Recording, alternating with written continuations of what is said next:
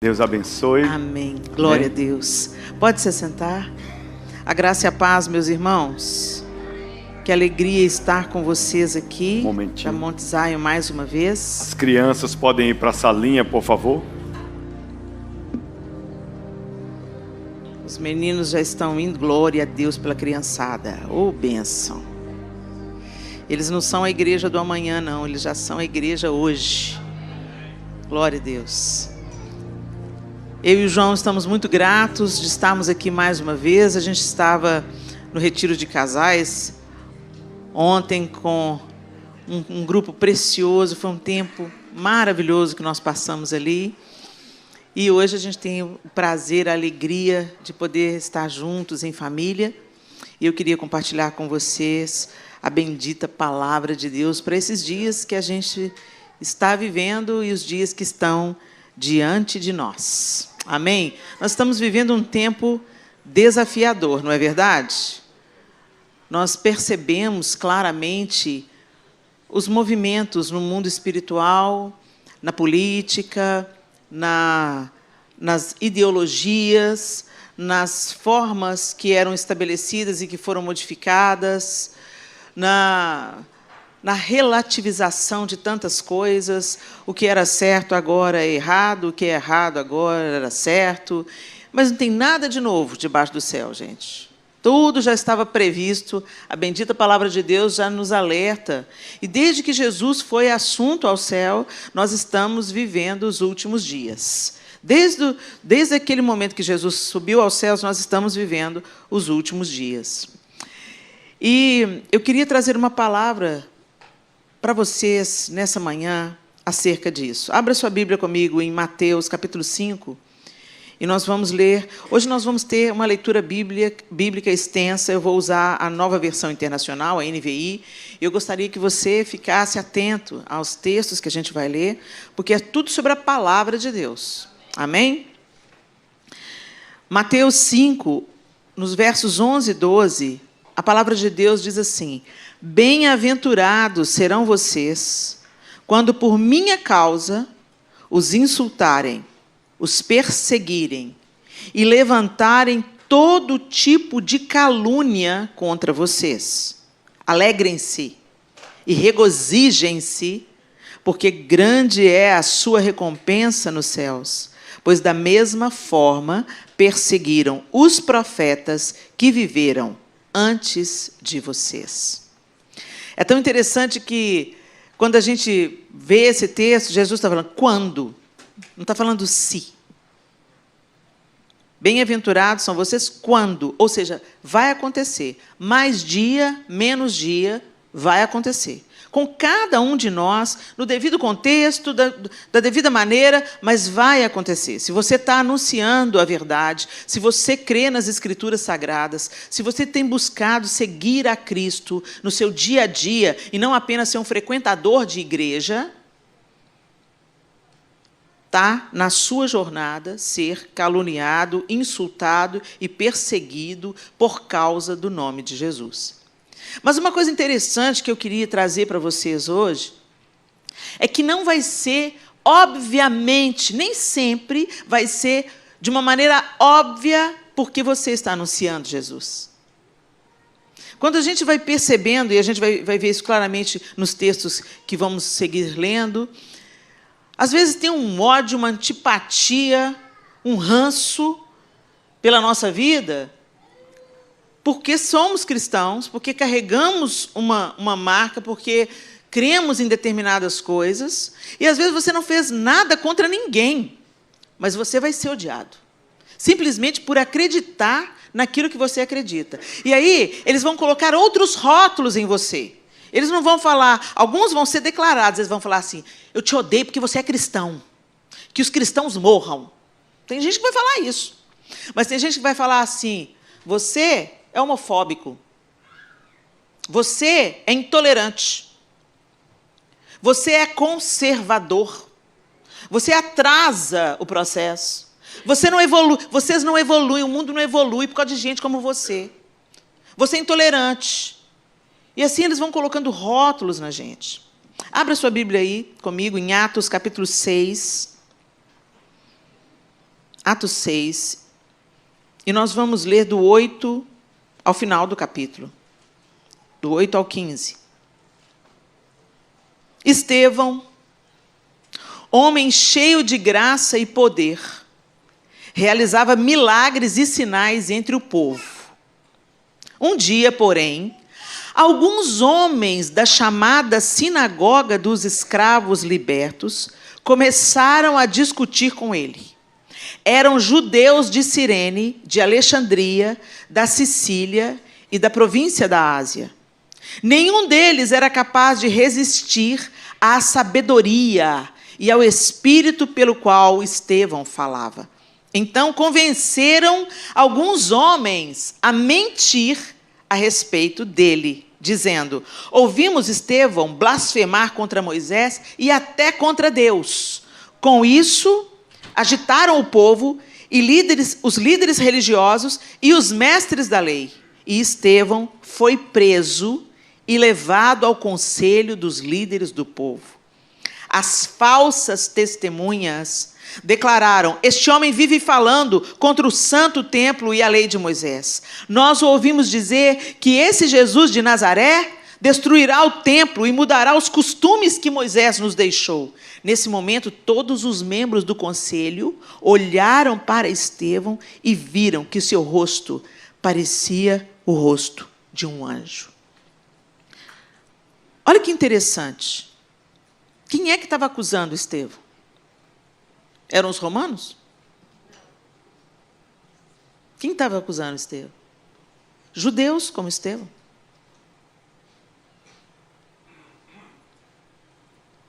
E como eles não conseguiam argumentar com ele, quando ele mostrava que estava com a razão, quando ele era cheio do Espírito Santo, e o texto está falando para a gente que ele era cheio de graça, poder e realizava milagres e sinais.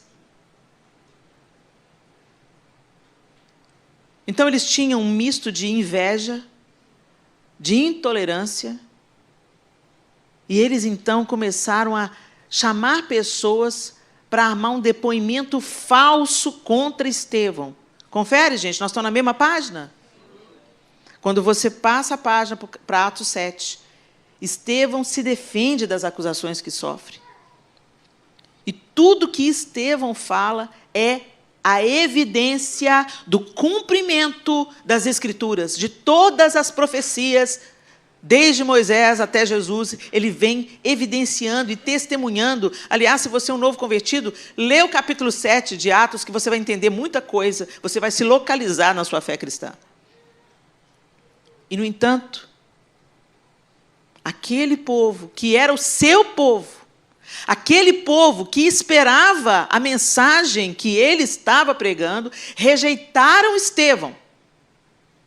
E, por inveja daquilo que Deus estava fazendo através da vida de Estevão, contrataram falsas testemunhas, levantaram falso testemunho e, por fim, no capítulo 7, Estevão é apedrejado. Você já parou para pensar no que é morte por apedrejamento, gente? Alguém aqui já levou uma pedrada? Uma só. Imagina você ser morto a pedradas. E a última palavra de Estevão foi semelhante daquele a quem ele seguia. Senhor, que a culpa não seja imputada a eles. Perdoa esse pecado deles, Senhor. Exatamente como seu mestre. Estevão carregava na sua vida evidências de que ele pertencia a Jesus. Ele tinha sinais, maravilhas, ele era cheio do Espírito Santo. O texto termina dizendo que o rosto dele era como de um anjo. Todos os argumentos que ele usa no capítulo 7 são verdade, mas ainda assim ele foi morto. Ainda assim ele foi apedrejado. No final do capítulo 7, fala que eles tinham ódio de Estevão. Quando eles ouviram o testemunho de Estevão, eles tiveram ódio e rangeram os dentes e partiram contra ele e o apedrejaram até a morte. E quem estava ali consentindo com a morte de Estevão era um jovem chamado Saulo. Aí você vai comigo agora para Atos, ainda aí no livro de Atos, no capítulo 21, e agora nós vamos ter a nossa leitura mais extensa, no capítulo 21, a partir do verso 26. Em que contexto nós estamos aqui? Aquele jovem Saulo, que estava ali consentindo na morte de Estevão, ele foi transformado pelo encontro que teve com Jesus no caminho para Damasco. Jesus se revela a Saulo no caminho para Damasco, e a partir daquele momento, a luz de Cristo iluminou os pensamentos do apóstolo Paulo. Ele cai, perde a visão, entra em Damasco, Deus o visita ali. Jesus disse, olha, eu vou levar você aos gentios, e importa você saber que vai sofrer muito por causa do meu nome.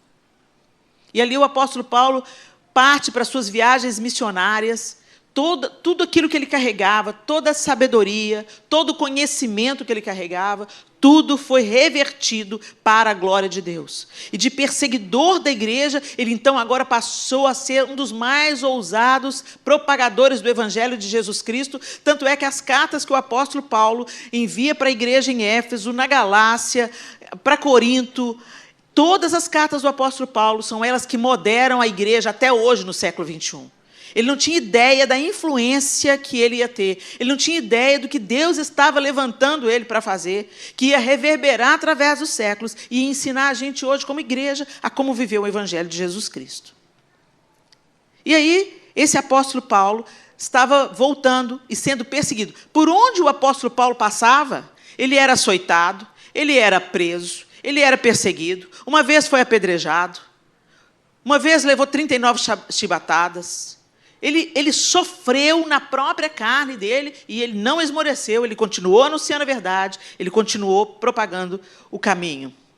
E aí, a partir do verso 26, Paulo volta para Jerusalém. Ele está voltando para Jerusalém e a ideia de Paulo é, depois de Jerusalém, ir para Roma. E ele também tinha uma ideia de ir para a Espanha. Expandiu o evangelho até a Espanha. Então, no plano dele, ele ia passar por Jerusalém, ia visitar a igreja em Jerusalém e ia seguir para Roma por sua própria vontade. E aqui, a partir do verso 26 do capítulo 21, a palavra de Deus narra o seguinte: no dia seguinte, Paulo se purificou junto com aqueles homens e entrou no templo. Quando ele chegou em Jerusalém, já havia uma indisposição contra ele. Ele falou assim, olha, Paulo, o pessoal está dizendo aí que você largou o judaísmo, que você agora está ensinando um caminho diferente e que a coisa está feia para o seu lado. Então faz o seguinte, vai lá no templo, se purifica, para eles entenderem que você continua sendo judeu, que você continua tendo os seus preceitos, só que agora você foi iluminado naquilo que o Senhor te revelou. Então, eles estão dizendo mentiras contra você. Eles estão dizendo que você está ensinando contra o judaísmo. E não é isso que você está fazendo. E aí, Paulo foi para cumprir esses rituais de acordo com os conselhos da igreja em Jerusalém. Então, nesse dia, Paulo se purificou junto com aqueles homens e entrou no templo. Declarou quando terminariam os dias da purificação e quando seria oferecido o sacrifício em favor deles. Estando 7 dias quase no fim, alguns judeus da província da Ásia viram Paulo no templo e incitaram a multidão contra ele. Agarraram-no, gritando, homens de Israel, ajudem-nos. Este é o homem que fala contra o nosso povo em toda parte e ensina todos a desobedecerem às leis judaicas. Não era isso que Paulo estava fazendo.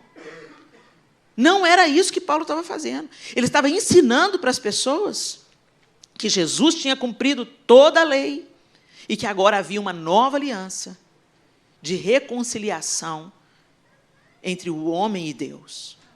Que a lei, por mais que a gente tente obedecer, nós não conseguimos. Por mais excelentes que a gente seja na obediência dos mandamentos, um dia nós falhamos, um dia nós pensamos mal, um dia nós desejamos mal ao nosso próximo. A lei não é suficiente para nos salvar, mas o sacrifício do justo era reconciliação com Deus. Era isso que Paulo estava ensinando. Mas eles distorceram o ensino de Paulo. Fala contra o templo. Ele estava no templo. E até profana este santo lugar, trazendo gentios para dentro dele. Não eram gentios. Antes tinham visto Paulo na cidade com Trófimo, um gentio de Éfeso, e concluíram que Paulo havia levado para dentro do templo, o que não era verdade. Toda a cidade se agitou com essas acusações e houve grande tumulto. A multidão agarrou Paulo e o arrastou para fora do templo e imediatamente foram fechadas as portas. Quando procuravam matar Paulo, quando procuravam fazer o quê, gente? Matar Paulo. Olha o santo, tudo querendo matar Paulo. Todo mundo santão, querendo matar Paulo, querendo virar assassino.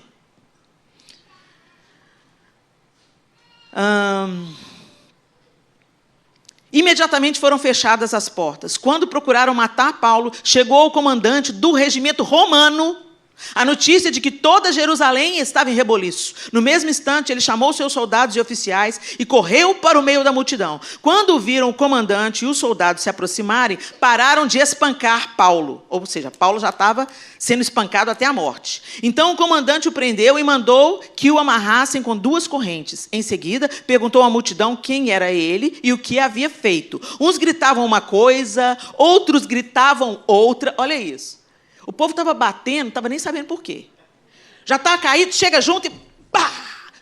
Já viu isso? Você nem está sabendo o motivo. Você chegou no meio da parada, já está. Aí você ouviu alguma coisa e você foi lá e caiu dentro. Segura aí. Não conseguindo descobrir a verdade no meio de todo o tumulto, ordenou que Paulo fosse levado à fortaleza. Quando Paulo chegou às escadas, o povo se tornou tão violento que os soldados tiveram de levantá-lo nos ombros para protegê-lo. E a multidão foi atrás gritando, matem-no, matem-no. Pensa nisso, gente. Esse aqui era Paulo. Quando Paulo estava para ser levado à fortaleza, disse ao comandante, posso ter uma palavra com o senhor? Surpreso, o comandante perguntou, você fala grego? Não é você o egípcio que liderou uma rebelião algum tempo atrás e levou consigo ao deserto 4.000 assassinos? De onde que esse oficial romano tirou isso, gente? De onde que esse oficial... Não é você o egípcio... Você fala grego? Você não é egípcio? Paulo era cidadão romano. E judeu. Não é você... um cidadão egípcio, não é você o egípcio que liderou uma rebelião algum tempo atrás e levou consigo ao deserto 4.000 assassinos? Não, respondeu Paulo. Sou judeu e cidadão de Tarso, cidade importante da Cilícia. Por favor, permita-me falar a essa gente. O comandante concordou, de modo que Paulo ficou em pé na escadaria e fez sinal para o povo se calar. Logo, um silêncio profundo envolveu a multidão e ele lhes falou em aramaico, o idioma deles. Irmãos e pais, disse Paulo, ouçam-me enquanto apresento a minha defesa. Quando ouviram falar em aramaico, o silêncio foi ainda maior. Então Paulo disse, sou judeu, nascido em Tarso, cidade da Cilícia. Fui criado aqui em Jerusalém e educado por Gamaliel. Como aluno dele, fui instruído rigorosamente em nossas leis e nos costumes judaicos. Tornei-me muito zeloso de honrar a Deus em tudo que fazia, como vocês são hoje. E fui ao encalço dos seguidores do caminho, perseguindo alguns até a morte, prendendo homens e mulheres e lançando-os na prisão.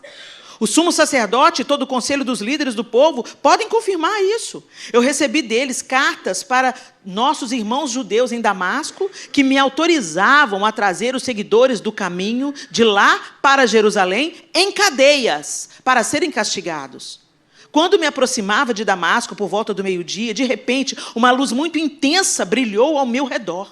Caí no chão e ouvi uma voz que me disse, Saulo, Saulo, por que você me persegue? Quem és tu, Senhor? Perguntei. E a voz respondeu, sou Jesus, o Nazareno, a quem você persegue.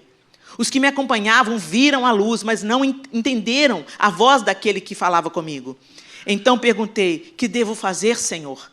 E o Senhor me disse, levante-se e entre em Damasco, onde lhe dirão tudo o que você deve fazer. A luz intensa havia me deixado cego e meus companheiros tiveram de levar-me pela mão a Damasco. Vivia ali Ananias, um homem devoto, dedicado à lei e muito respeitado por todos os judeus da cidade. Ele veio, colocou-se ao meu lado e disse, irmão Saulo, volte a enxergar. E naquele mesmo instante eu pude vê-lo. Então ele disse, o Deus de nossos antepassados escolheu você para conhecer a vontade dele e para ver o justo e ouvi-lo falar. Você será testemunha dele, dizendo a todos o que viu e ouviu. O que está esperando? Levante-se e seja batizado. Fique limpo de seus pecados, invocando o nome do Senhor. Depois que voltei a Jerusalém, estava orando no templo e tive uma visão, na qual o Senhor me dizia: depressa, saia de Jerusalém, pois o povo daqui não aceitará seu testemunho a meu respeito. E eu respondi: Senhor, sem dúvida, eles sabem que em cada sinagoga eu prendia e açoitava aqueles que criam em ti. E quando Estevão, tua testemunha, foi morto, eu estava inteiramente de acordo. Fiquei ali e guardei os mantos que eles tiraram quando foram apedrejá-lo. Mas o Senhor me disse: vá, pois eu o enviarei para longe, para os gentios. A multidão ouviu Paulo até ele dizer essa palavra. Então começaram a gritar: fora com esse sujeito! Ele não merece viver! Gritavam, arrancavam seus mantos e jogavam poeira para o alto. O comandante trouxe Paulo para dentro e ordenou que ele fosse açoitado e interrogado, a fim de descobrir por que a multidão tinha ficado tão furiosa. Quando amarravam Paulo para açoitá-lo, ele disse ao oficial que estava ali: a lei permite açoitar um cidadão romano sem que ele tenha sido julgado? Ao ouvir isso, o oficial foi ao comandante e perguntou: o que o senhor está fazendo? Este homem é cidadão romano. O comandante perguntou a Paulo: diga-me, você é cidadão romano? Ele respondeu: sim, eu sou. Eu também, disse o comandante, e paguei caro por minha cidadania. Paulo respondeu: mas eu sou cidadão de nascimento. Quando os soldados que estavam prestes a interrogar Paulo ouviram que ele era cidadão romano, retiraram-se de imediato. Até mesmo o comandante ficou com medo ao saber que Paulo era cidadão romano, pois tinha mandado amarrá-lo. Vamos até aí. E eu encorajo que depois você leia o livro de Atos. Gente, ficou claro para a gente aqui que Paulo estava sendo acusado injustamente. Confere ou não?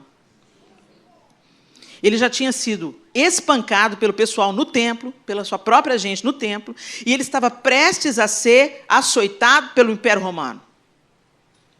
Quando ele viu que ele ia apanhar, e ele já tinha apanhado outras vezes, ele falou assim: ué, mas é permitido açoitar um cidadão romano sem julgamento? Aí o pessoal recuou. E dali por diante, Paulo é aprisionado.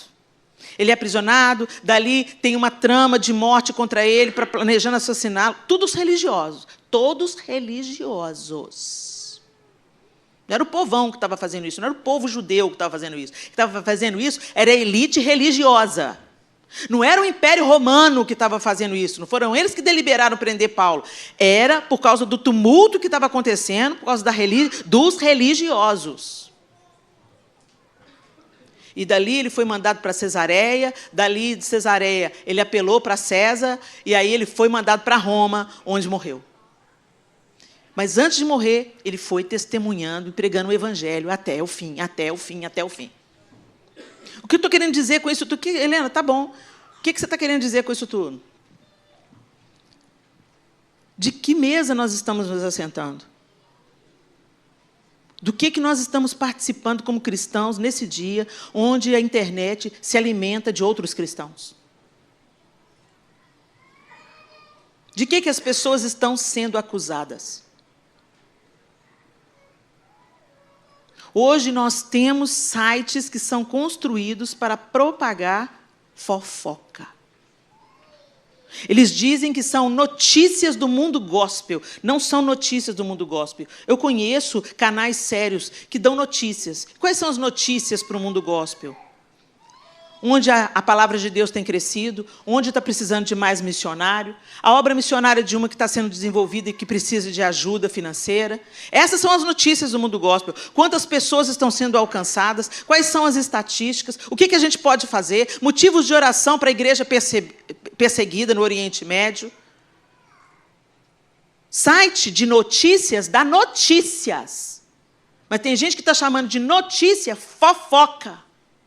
E tem muita gente cristã, que diz que é cristã, frequenta a igreja, mas que se assenta à roda dos escarnecedores. Quando você senta na sua casa para almoçar, você está falando do pastor, você está falando do líder da igreja ou da outra igreja. Você está falando daquilo que você não sabe. E quando parte do corpo está doente, todo o corpo está doente. Se o meu irmão caiu, isso me afeta diretamente. Se o meu irmão não resistiu à tentação, isso dói em mim. Deveria doer. E não me fazer sentir superior a ele. Sabe por quê? Porque a gente é tudo do mesmo material. Hoje o irmão caiu e que Deus me livre de cair amanhã. E a gente vê, o que me deixa mais chocado, o que me deixa espantada, não é ter gente que se diz cristã e faz esse tipo de coisa, não. É ter plateia. É ter engajamento na fofoca, na maledicência, na exposição do pecado, da nudez ou do pseudo-pecado do outro. Agora, quando não tem notícia, quando não tem escândalo, eles fabricam um escândalo. Recentemente envolveram o meu nome em um e vão envolver em muito mais. O meu problema não é esse. Não estou nem aí para a minha reputação. Que o nome do Senhor seja glorificado. Que o nome do Senhor seja glorificado. Agora, o que me espanta é que tem gente que não atentou que nós estamos vivendo os últimos dias e que a maior artimanha do inferno é julgar a gente um contra o outro, porque o reino dividido não subsiste. Agora, não se engane, a noiva de Cristo não está se metendo em fofoca. Não se engane, os santos de Deus estão se santificando, estão se levantando das mesas da maledicência, da fofoca, do litígio, da desonra, inclusive porque entendem o que o apóstolo diz quando ele diz: quem pensa estar de pé, cuide para que não caia. Hoje é o nome do irmão que está dançando aqui na boca de todo mundo. Amanhã pode ser o meu, amanhã pode ser o do meu filho. Mas quando o nome não tem nada a ver com a gente se junta. Você nem sabe por que está batendo, mas faz igual esse pessoal, chega e bate. Mas por que você está batendo? Ninguém sabe direito por que está batendo. Ninguém sabe direito o que está falando mal. Tem uma doutrina dentro do cristianismo, eu não vou levantar aqui essa conversa, mas tem uma doutrina dentro do cristianismo, a gente mesmo que é cristão, a gente tem mania, né? Chama aquele que daquela doutrina mais rígida ou mais centrada nas escrituras e crê menos nos dons. Eles não são irmãos, são primos. Não são irmãos, são primos? Você é igual ao seu irmão? Você tem as mesmas opiniões que seus irmãos, de sangue? Vocês pensam tudo igualzinho? Você tem os mesmos hábitos? Você tem o mesmo porte físico do que o seu irmão de sangue? Gente, às vezes as maiores diferenças estão dentro da nossa própria casa. Então, quem somos nós? Quem vai dizer quem é filho e quem não é o teste de DNA do dia final. Quando Deus fala: você entra, você não te conheço. Quem vai separar ovelha de bode? Quem vai separar joio de trigo? É o Senhor, porque nós não conhecemos a história toda e nós não conhecemos o coração das pessoas. Mas a gente se acha juiz e a gente começa a falar assim: isso aí é irmão, não é primo. Isso aqui, é uma doutrina que fala de Jesus, crê que Jesus ressuscitou, crê que que Jesus veio para fazer reconciliação com Deus Pai, que só Ele é o caminho, a verdade e a vida, que Ele ressuscitou, que Ele nasceu da Virgem, que Ele ressuscitou e que Ele voltará. Mas tem um tanto de cristão que fala que não é doutrina cristã, que como é que chama? Uma seita. Aí eu, curiosa com isso, eu comecei a perguntar: mas escuta, por que você fala que essa doutrina entre os cristãos evangélicos é seita? Não é seita? É seita. Porque eles dão mais ênfase ao ensino de uma mulher do que ao ensino da Bíblia. E eu, convivendo, tendo algumas experiências com esse pessoal, eu não vi isso. Aí eu fui em mais outro. Não é seita. Mas por que é seita? Eu não sei, mas é seita.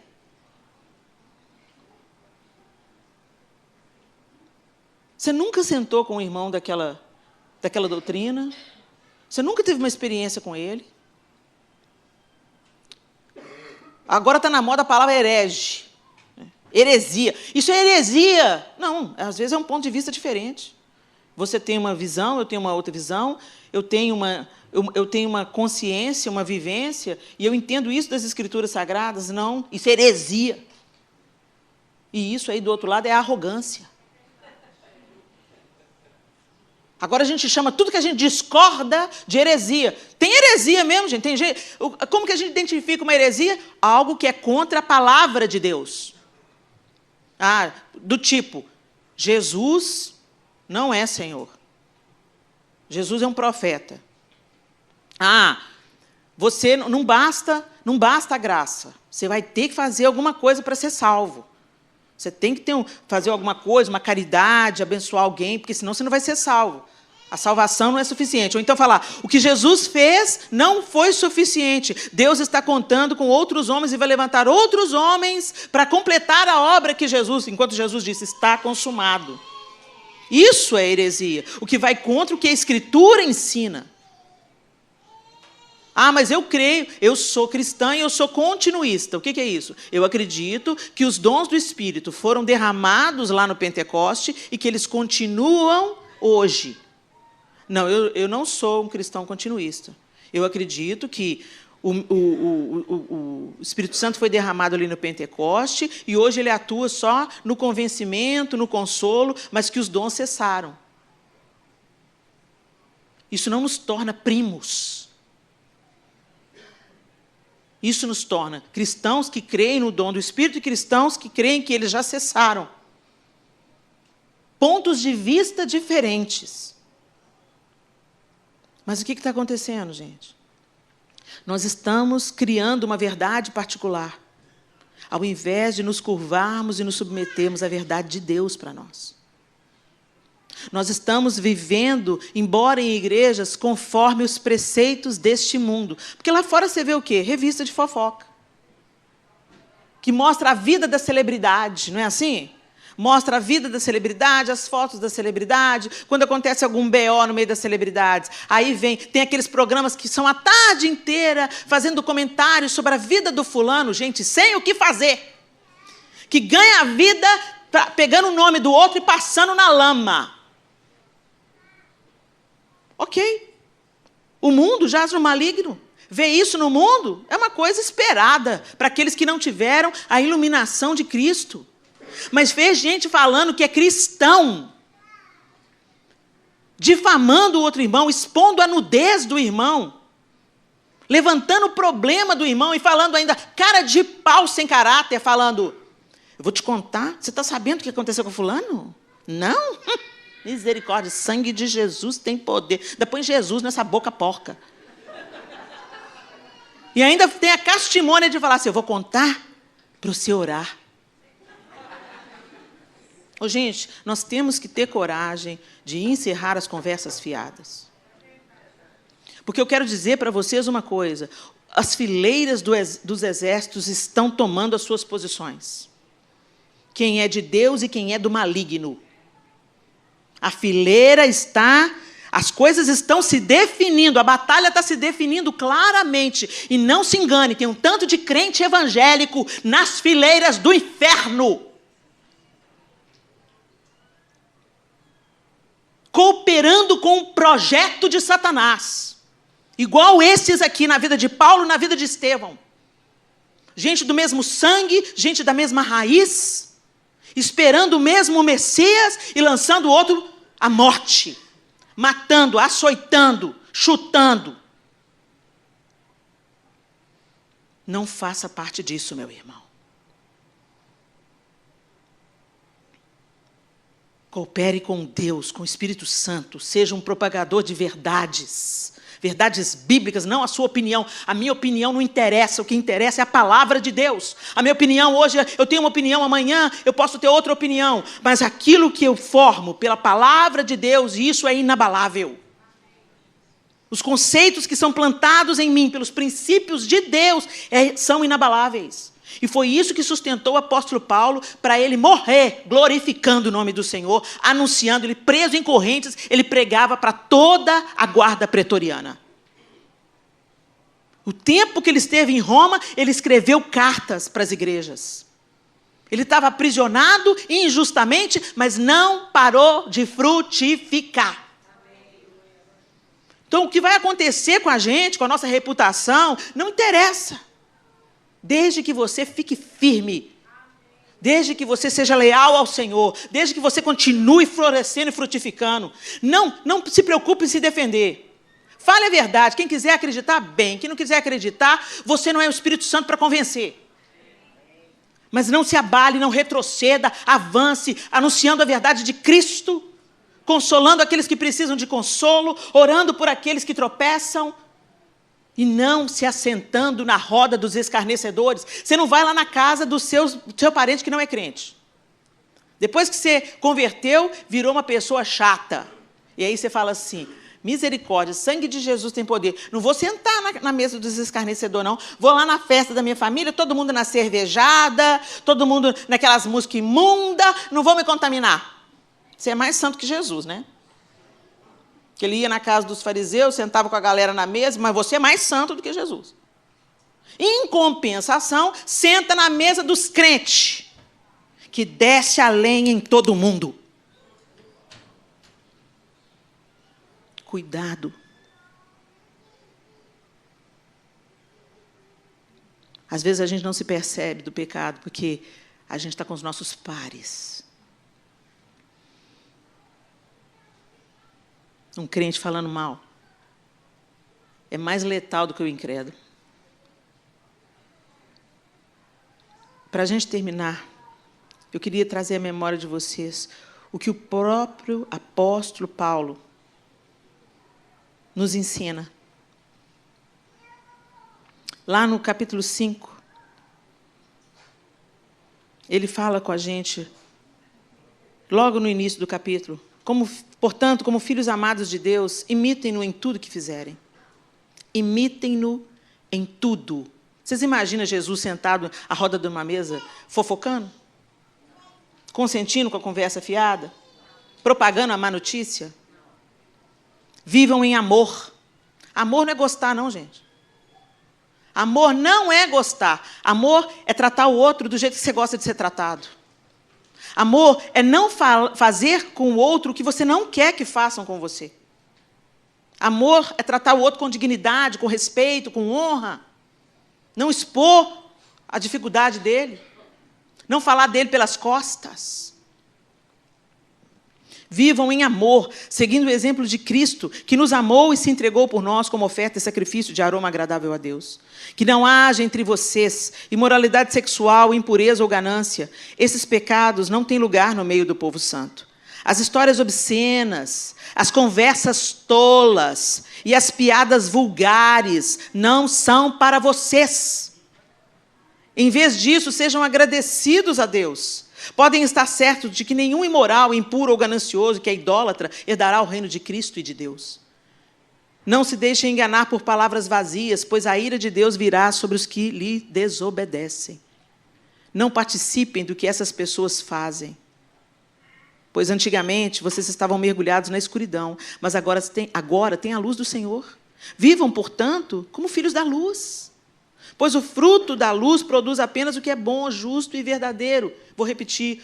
O fruto da luz produz apenas o que é bom, justo e verdadeiro.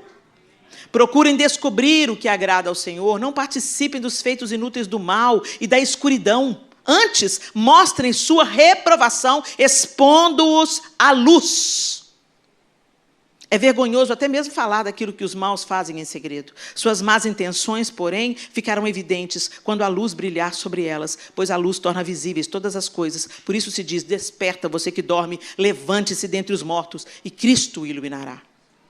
Portanto, sejam cuidadosos em seu modo de vida. Não vivam como insensatos, mas como sábios. Aproveitem ao máximo todas as oportunidades nestes dias maus. Parece que ele escreveu essa carta ontem. Não ajam de forma impensada, mas procurem entender a vontade do Senhor.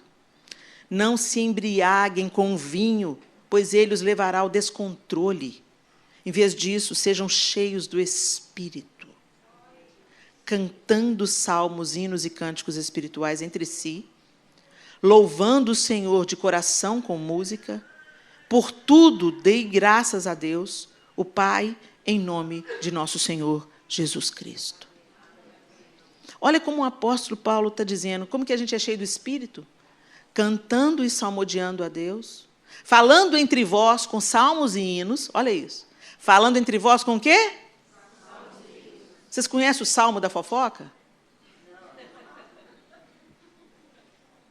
O Salmo da maledicência de Davi.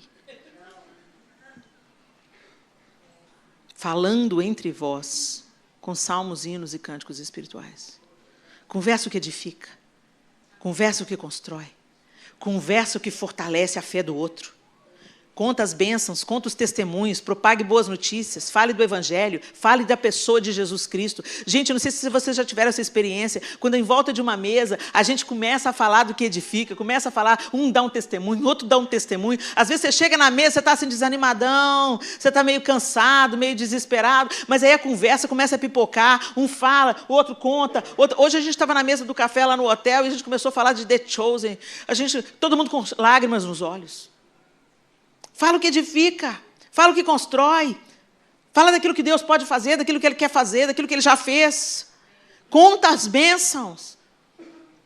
Isso enche a gente de esperança, de fé, de vigor. Em contrapartida, às vezes você chega na igreja, você está bem, você teve uma semana boa, você vem cheio de graça, cheio de gratidão no seu coração para o culto, aí ali na entrada, uma irmãzinha te pega. Não precisa de muito tempo. Ela gasta 3 minutos para desconfigurar alguém diante dos seus olhos. Saqueia a sua bênção. Você já entra sangrando. Sério que fulano fez isso? Sério que fulano falou isso de mim? Uma vez eu estava numa mesa. Pessoas que estavam ao redor da mesa estavam me recepcionando. Num outro país. Gente séria, gente querida, e muitos jovens. E a gente ali, no meio da comida, começaram a falar mal de um ministro de música, um cantor, que tinha passado por ali, pela região, um mês antes de eu chegar. E eles começaram a desfigurar aquela pessoa diante de mim. Nossa, fulano veio aqui no mês passado, deixou um péssimo testemunho. Ele fez isso. Gente, ele fez isso? Fez, pastora. Então vamos orar. Eles olharam para mim assustados assim. Deus, nós como teu povo reunido aqui, nós queremos agora levantar o nosso irmão diante do Senhor. E, gente, Deus colocou em mim um peso de intercessão e um pranto. E eu comecei a chorar por ele. Eu comecei, Senhor, podia ser eu. O diabo podia ter me enganado, me cegado. Senhor, qualquer um de nós aqui podia ter caído no mesmo buraco. Tem misericórdia dele. Levanta o nosso irmão. Senhor, se tudo isso que foi dito aqui foi o que realmente aconteceu, Pai, nós levantamos e ele te pedimos, tem misericórdia do teu filho, nosso irmão. Limpa a vida dele, Senhor. Inquieta o coração dele para que ele possa consertar o que ele quebrou em nome de Jesus, para que ele possa se arrepender e para que haja restauração e para que o seu nome seja glorificado. E eu falei isso, gente, em pranto, porque veio uma dor no meu coração. Não porque eu sou boa, não. É porque o Espírito Santo faz isso com a gente. Quando acabou aquela oração, a conversa fiada cessou. Todos foram alimentados. E eu voltei nessa igreja depois mais 2 vezes. Nunca mais se falou mal de ninguém quando estamos à mesa. A gente tem que ter coragem para erguer a voz, para defender as costas de alguém. Mesmo que essa pessoa esteja errada. Oremos para que o Senhor convença da justiça, do pecado, do juízo, para que o Espírito Santo conserte, para que o Espírito Santo revigore, ou para que o Senhor faça o que bem lhe aprouver, que Ele pode, eu não. Que Deus tenha misericórdia. Quando você escuta de um pecado de um irmão, isso tem que fazer você tremer. Meu Deus, podia ser comigo. Meu Deus, se eu cair, eu tenho o poder de fazer muitos tropeçarem, tem misericórdia da minha vida. Todas as vezes que a gente escuta de um caso de infidelidade, eu olho para o João e falo, meu bem, que Deus tenha misericórdia de nós, você vigia na vida. E ele fala, você também vigia na vida. É isso.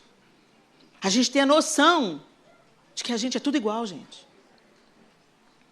E nós não nos tornarmos como aqueles que matam os profetas. O ser humano erra. A gente tentando acertar, a gente dá gafe. Mas quais são os frutos?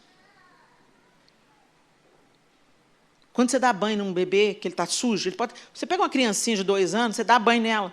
Ela está cheia de lama. Você dá banho na criança, a água fica imunda. Você joga a criança fora junto com a água suja? Não. Ela foi limpa. E aquilo que Jesus purificou está purificado. Esse é o poder da cruz, esse é o poder da redenção. A gente pisa na bola, mas o Senhor é suficiente para limpar. E aqui nós estamos falando de pecados concretos, gente, mas eu quero que vocês levem em consideração as notícias que chegam para o seu ouvido truncadas, as meias-verdades. Você conhece a história só por um ponto de vista. Dê para o outro pelo menos o benefício da dúvida. Não saia espalhando más notícias. Não saia alimentando o escândalo. Porque a Bíblia diz que os escândalos viriam, mas ai daqueles através dos quais o escândalo vem. E quando a Bíblia fala isso, ela não está se referindo apenas àquele que caiu, àquele que pecou, àquele que produziu o escândalo, mas àquele que propaga o escândalo, aquele que torna o escândalo conhecido, aquele que é servo de Satanás. Ai, ai, ai daquele. Tem muita bênção que não está entrando na sua casa, meu irmão. Não é por causa do diabo, não. É por causa da sua boca. E eu estou falando isso como quem entendeu. Porque muitas vezes a sala da minha casa foi roda de escarnecedor.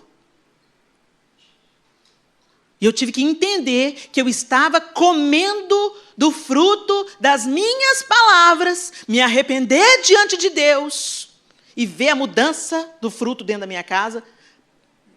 Precisou de doer em mim para eu entender. Eu espero que a minha dor sirva para te alertar. E você não precisa de entrar no mesmo buraco que eu já entrei e já vi que traz maldição. Interrompa as conversas fiadas. Não dê like, não dê engajamento em sites de escândalo. Para de querer saber do pecado do outro, você não está conseguindo dar conta dos seus. Eu não dou conta dos meus. Estou lutando aqui com o meu, Deus me livra disso, Senhor. Eu não estou dando conta de vencer os meus pecados. Por que a gente acha que a gente tem tempo para cuidar do pecado do outro? Que Deus tenha misericórdia de nós. Ore pela igreja. Ore, porque nesse tempo que está vindo aí vai ter muito fogo amigo. Sabe o que é fogo amigo? Gente do mesmo exército matando o outro. Mas a igreja de Cristo, ela está se adornando, se aperfeiçoando, se perfumando. As suas vestes são brancas. Os atos de justiça são as vestes brancas da igreja. E entenda, as fileiras já estão ficando bem claras. Escolha o seu lado. Feche os seus olhos.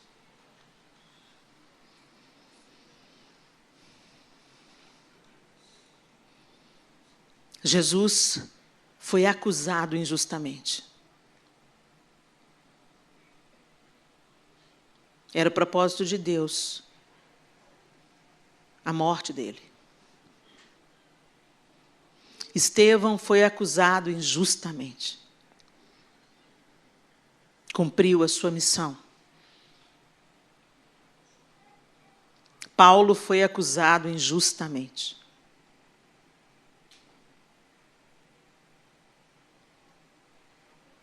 Muitos que tombaram foi por fogo amigo, traídos pela própria gente. Por isso que a Bíblia diz que os inimigos do homem são os da sua própria casa. Que em nome de Jesus, meus irmãos, a gente defenda as costas uns dos outros. Ore uns pelos outros. Não sejamos propagadores de quedas, de escândalos, de fracassos. A internet é uma arena onde irmãos ficam se degladiando, cada um querendo atacar mais o outro e provar mais que está certo. Tudo isso é orgulho e vaidade. Com isso, o nome de Deus não é glorificado.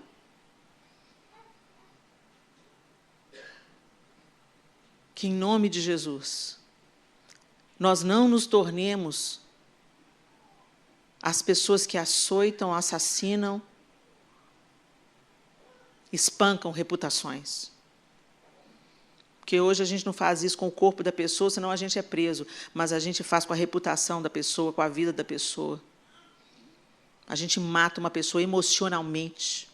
A gente adoece uma pessoa psicologicamente.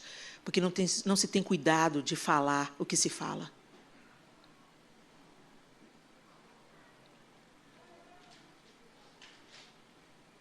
Senhor, nós te bendizemos nessa manhã.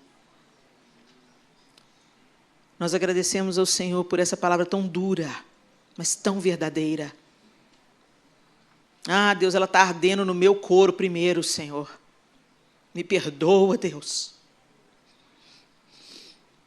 Eu já te pedi perdão, mas eu vivo te pedindo perdão, Senhor. Porque eu não quero ser propagadora. Eu não quero emprestar minha boca para o capeta, Senhor. Meus lábios pertencem ao Senhor. Meu chamado é contar os seus feitos e ajudar os meus irmãos, Senhor, a perceber aquilo que o Senhor mostrou para mim primeiro.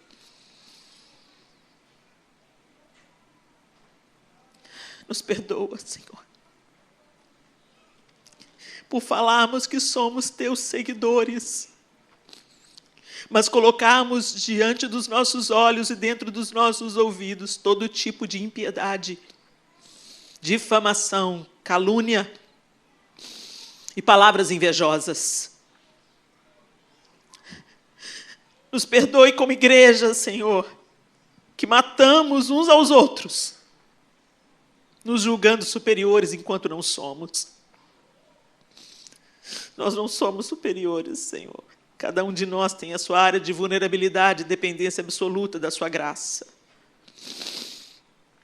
Nos perdoe, Senhor, pela indolência, pela preguiça, pela maledicência. Nos perdoe, Senhor, por dar palco àqueles que mancham a tua igreja com notícias e escândalos. Que sejamos propagadores de boas notícias. O Evangelho são boas notícias. O Senhor nos chamou para pregar o Evangelho, boas notícias. Nos ajuda, Senhor. Nos ajuda a perceber, nos ajuda a trabalhar, nos ajuda a servir, nos ajuda, Senhor, a sermos cooperadores da obra que o Senhor está fazendo na terra.